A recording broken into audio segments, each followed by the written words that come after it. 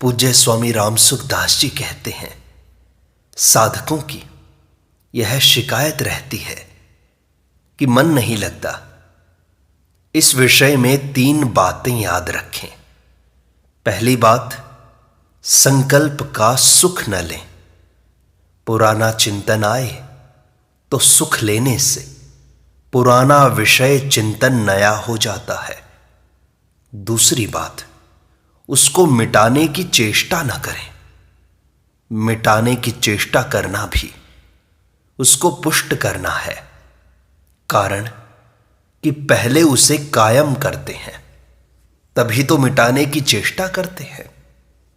तीसरी बात, मूल में संकल्प अपने में है ही नहीं, परंतु ऐसा सीखने से वह मिटता नहीं। संकल्प को अपने में मिलाएं नहीं। संकल्प तो आते जाते हैं, पर मैं रहता हूं, फिर ये मेरे में कैसे रह सकते हैं। विध्यात्मक साधन के साथ अहंकार रहता है। वृत्तियों के साथ निरोध करने से उनमें बल आता है, अतः उनसे उपराम हो जाएं। ऐसा मान लें कि उनसे हमारा मतलब नहीं है। हम ईश्वर के अंश, अविनाशी, चेतन, अमल, सहज सुख राशि हैं। यह बात हर समय याद रखें। पारमार्थिक मार्ग में कभी हार स्वीकार न करें, क्योंकि इस मार्ग में नफा ही होता है, नुकसान होता ही नहीं। जो अपनी बात न माने वह अपना कैसे। साधक के लिए खास बात है निर्दोषता का अनुभव करना। संसार के जितने भी प्राणी हैं, सबका वर्तमान निर्दोष है। दोषों की उत्पत्ति और विनाश होता है। सभी विकार आदि अंत वाले हैं, पर हम आदि अंत वाले नहीं हैं। हम स्वयं सर्वथा निर्दोष हैं। मेरे में दोष नहीं है, इसका अभिमान करना भी भूल है, और अपने में दोष मानना भी भूल है। जो निवृत्त है उसी की निवृत्ति होती है, जो प्राप्त है उसी की प्राप्ति होती है। अतः हमारी सत्ता सर्वथा निर्दोष है। दोष दिखाई देने पर भी अपने को दोषी न माने। तान स्थितिक सश्व भारता, इनको सहने का तात्पर्य है कि इनको अपने में मत मानो। दोष कर्ता में होता है, करण में नहीं। कर्ता ने ही दोष को पकड़ा है, उसे अपने में माना है। वास्तव में दोष है ही नहीं। कुत्ता घर में आ जाए तो वह घर का मालिक नहीं हो जाता। दोष आते जाते हैं, पर हम रहते हैं। अतः भूतकाल के दोषों को लेकर अपने को दोषी मानना बहुत बड़ी भूल है। विकार हमारे साथी नहीं हैं, हम विकारों के साथी नहीं हैं। इसका अनुभव करना चाहिए। परिवर्तनशील की सत्ता विद्यमान नहीं है, ना सतो विद्यते भावः। हम स्वयं अपरिवर्तनशील हैं। हम सबके भाव अभाव दोनों को जानते हैं, पर अपने अभाव को नहीं जानते। सत्संग से इतना लाभ होता है जिसका कोई ठिकाना नहीं है। सत्संग से अपने आप बेहोशी मिटती है और होश आता है। सुख में तो हमारी मर्जी भी होती है, पर दुख में शुद्ध भगवान की मर्जी होती है। हमारी दृष्टि कड़वी या मीठी दवा की तरफ न होकर वैद्य की तरफ होनी चाहिए। बच्चे की दृष्टि 3 अंगुल जीभ की होती है। जीभ को अच्छा ना लगे तो वह दवा थूक देता है। बड़े आदमी की दृष्टि 3 हाथ की होती है, अर्थात शरीर की होती है, क्योंकि वह समझदार है। उसे पता है कि कड़वी दवा खाने पर वह ठीक हो जाएगा। साधक की दृष्टि 3 जन्मों की होती है। वह यह देखता है कि पिछले जन्म में किए हुए कर्मों का फल मैं इस जन्म में भोग रहा हूं, और इस जन्म में जो कर्म करूंगा उनका फल अगले जन्म में भोगना पड़ेगा। परंतु सिद्ध महापुरुष की दृष्टि असीम व्यापक होती है। वासुदेवः सर्वम। अपना उद्धार करना नया काम नहीं है। मुक्ति तो स्वतः सिद्ध तत्व है। जीव परमात्मा का है, यह स्वतः सिद्ध है। हमें स्वाभाविकता तक पहुंचना है। मुक्ति होने पर फिर बंधन नहीं होता, क्योंकि मुक्ति स्वतः सिद्ध है। परंतु बंधन होने पर मुक्ति होती है। जन्म मरण अपना बनाया हुआ है, जैसे बीड़ी सिगरेट पीने की आदत अपनी बनाई हुई है। सदुपयोग करने की अपेक्षा भी दुरुपयोग न करने की बड़ी महिमा है। अच्छा काम करने वाले कई आदमी मिलेंगे, पर बुरा काम न करने वाले कम मिलेंगे। वास्तव में विहित करने की अपेक्षा निषिद्ध का त्याग श्रेष्ठ है। त्याग की बड़ी महिमा है। त्यागात् शांतिरनंतरम। मनुष्य मुक्ति का, परमात्म प्राप्ति का अधिकारी है। प्रत्येक अवस्था परिस्थिति में रहने वाला मनुष्य परमात्मा को प्राप्त कर सकता है। भगवान की कृपा इतनी विलक्षण है कि उसकी महिमा कोई कह नहीं सकता।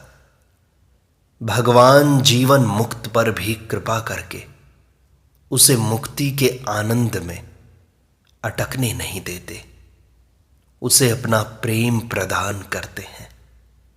एक ही परमात्मा इतने रूपों में प्रकट हुए हैं कि उनकी गणना नहीं कर सकते। 9 लाख शक्तियां पैदा हुई। प्रेम का रमण ही वास्तव में रमण है। एकाकी न रमते। जैसे श्री जी भगवान से प्रकट हुई, ऐसे ही आप हम सब भगवान से प्रकट हुए हैं। खेल में जो फुटबॉल को लेता है वह हार जाता है, और जो ठोकर मारता है वह जीत जाता है। हमने सांसारिक वस्तुओं को ले लिया, इसलिए हार गए। उनको ठोकर मार करके तो देखो। आप रुपयों को हाथ का मैल भी कहते हो, और ज्यादा रुपए होने पर मानते हो कि मैं बड़ा आदमी हो गया। हे नाथ, मैं आपका हूं, यह सुनने के लिए भगवान लालायित हैं। वे आपसे हृदय से स्वीकृति चाहते हैं। भगवान को मेरा कहने वाला मनुष्य ही हो सकता है। बस पशु पक्षी प्रेत भूत पिशाच देवता आदि कौन भगवान को अपना कहता है? मनुष्य भगवान को अपना न कहे तो भगवान को विचार आता है। माम प्राप्य एव। मनुष्य विश्व मात्र की सेवा कर सकता है। वह भगवान का भी आदरणीय हो सकता है। गीता में भगवान ने अर्जुन की शाधि माम इस बात को तो पकड़ लिया, पर न योत से इस बात को पकड़ा ही नहीं। भगवान भक्त के बड़े लोभी हैं।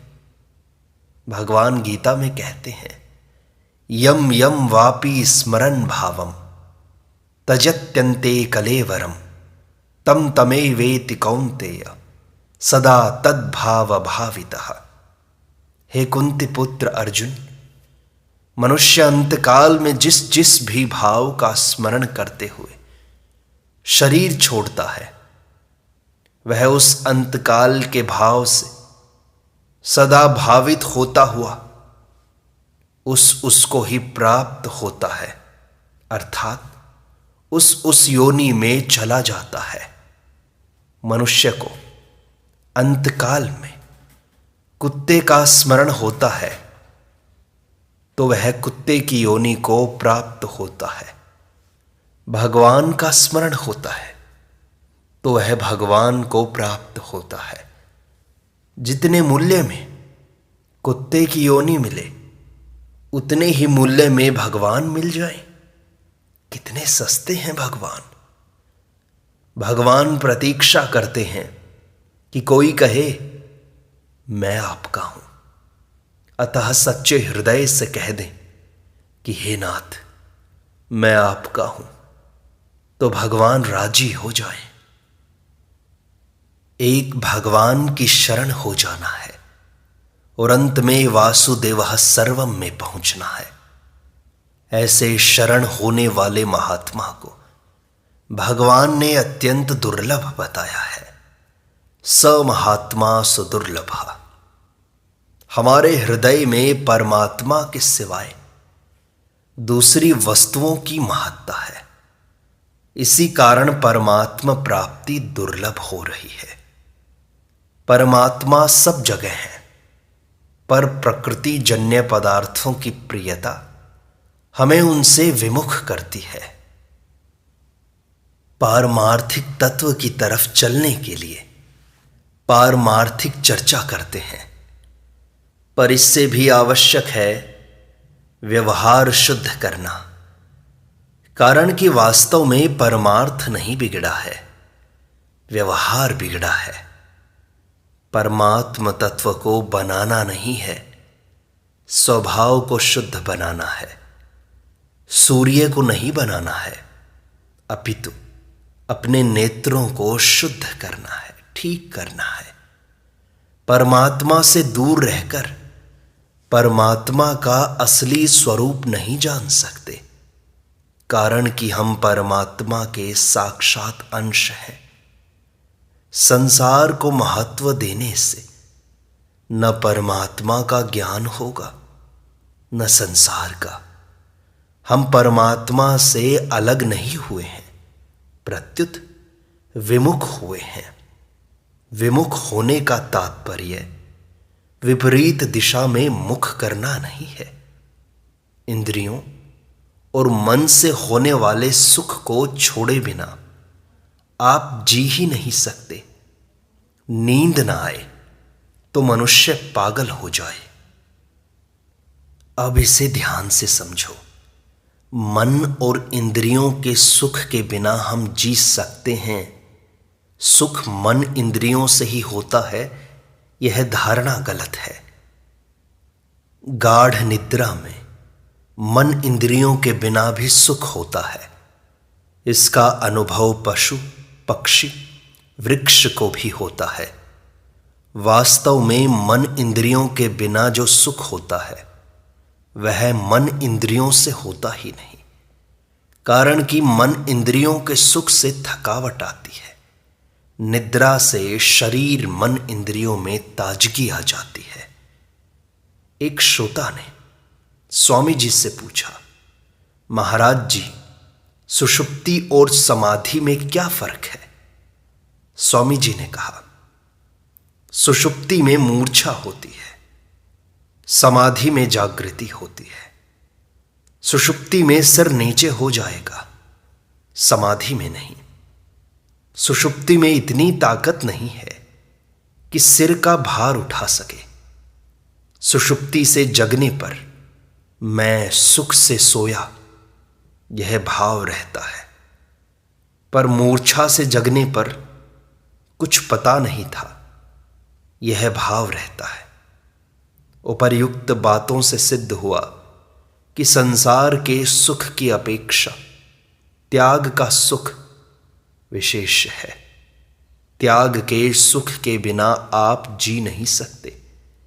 संसार को तो भगवान ने दुखालय कहा है, दुखालयम अशाश्वतम।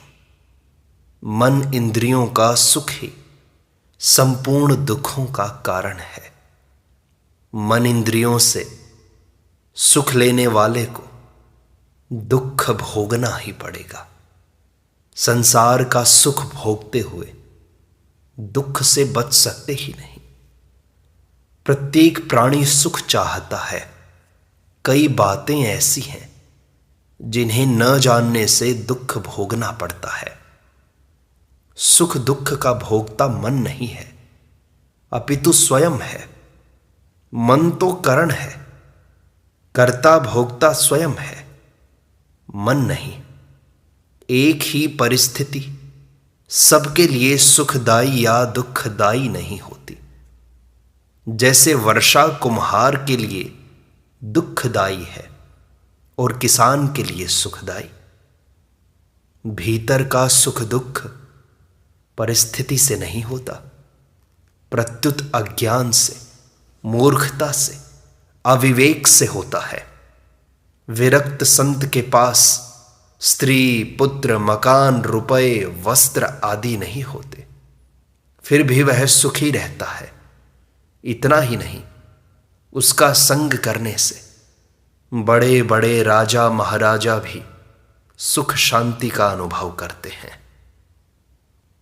जो मिल जाए उसी से काम चलाना है, नहीं मिले तो उसकी इच्छा ही नहीं करनी है। किसी चीज की इच्छा ही नहीं हो तो दुख होगा कैसे। जाही विधि राखे राम, ताही विधि रहिए। यह बहुत बढ़िया बात है। यदि इसे नहीं मानोगे तो रोने के सिवाय क्या करोगे। रुपयों के द्वारा यदि आप बड़े हो गए तो यह आपकी बड़ाई नहीं है, अपितु रुपयों की बड़ाई है। आप तो छोटे ही हुए। वास्तव में हम ही मोटर पर चढ़ते हैं, आप मोटर पर नहीं चढ़ते, प्रत्युत मोटर आप पर चढ़ती है। तात्पर्य है कि यदि आपको मोटर की चिंता होती है तो मोटर आप पर चढ़ गई, और मोटर की चिंता नहीं होती तो आप मोटर पर चढ़ गए। जैसे मनुष्य बढ़िया चीज की बड़ी निगरानी रखता है, ऐसे ही मनुष्य शरीर की भी निगरानी रखनी चाहिए। शरीर भगवान का है, अतः उसकी भी सेवा करनी है। शरीर को भोगों में लगाना, शरीर पर अत्याचार करना है। जीभ भोजन की परीक्षा करने के लिए है, इसलिए नहीं है कि जो चाहे वही खा ले। जीभ दरबान की तरह है। दरबान रक्षा के लिए होता है कि हर कोई भीतर न जा सके। आजकल जो आत्महत्या आदि दुर्घटनाएं हो रही हैं, इनका खास कारण है अपनी संस्कृति का त्याग। भोग भोगने की वृत्ति अधिक होने से ही आत्महत्या होती है। भोग और संग्रह की वृत्ति बढ़ने का परिणाम यही होगा। आजकल की संस्कृति को मानने वाले लोग मेरी बात सुनने के लिए तैयार नहीं हैं, जबकि मैं उनकी बात सुनने को तैयार हूं। अपने विरोधी की बात सुनने से बड़ा लाभ होता है। विरोधी की बात चाहे माने या ना माने, पर कम से कम उसे सुनना तो अवश्य चाहिए। जो मेरा विचार है वही ठीक है, ऐसा मानते हुए दूसरे की बात न सुने तो यह अपनी मूर्खता को सुरक्षित रखने का उपाय है। पुरुषों में तो धन संग्रह की अधिकता हो रही है और स्त्रियों तथा बच्चों में भोगों की अधिकता हो रही है। भोग न मिले तो वे आत्महत्या कर लेंगे। भोगों को शरीर से भी अधिक कीमती मान लिया। परीक्षा में पास या फेल होना काम की चीज है, शरीर काम की चीज नहीं है। यह बुद्धि हो रही है। फेल होने पर आत्महत्या कर लेंगे। ऐसे लोग धर्म को क्या जाने। विदेशों में आत्महत्या ज्यादा होती थी, अब वही संस्कृति यहां आने से वही घटनाएं यहां होंगी। परमार्थ में लगे मनुष्य तो दूसरे की बात सुन लेते हैं, पर भोगों में लगे मनुष्य दूसरे की बात सुन नहीं सकते। मन के माध्यम से ही भोग होता है, यह बात है ही नहीं। सुषुप्ति के सुख में क्या मन रहता है? नहीं रहता।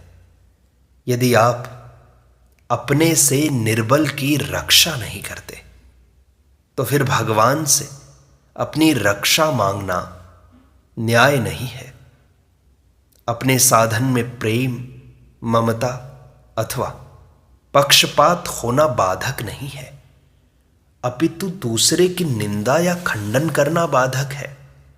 साधक तो अपने मत का मंडन और दूसरे के मत का खंडन करते हैं, पर आचार्य ऐसा करते हैं अपने मत का प्रचार करने के लिए। साधक के लिए तो अपने मत का पालन करना ही ठीक है। मनुष्य मात्र सबसे श्रेष्ठ, ऊंचा बनना चाहता है। श्रेष्ठ बनने के लिए नाशवान शरीर संसार से ऊंचा उठना चाहिए। ऊंचे से ऊंचे परमात्मा है। उन परमात्मा का आश्रय लेने से ही मनुष्य ऊंचा हो सकता है। भगवान ने उपदेश भी युद्ध के समय, युद्ध भूमि में दिया है, जबकि उपदेश एकांत में, शांति के समय, पवित्र स्थान पर दिया जाता है। तात्पर्य यह है कि युद्ध जैसे मौके पर भी उपदेश दिया जा सकता है और युद्ध जैसी क्रिया करते हुए भी कल्याण किया जा सकता है।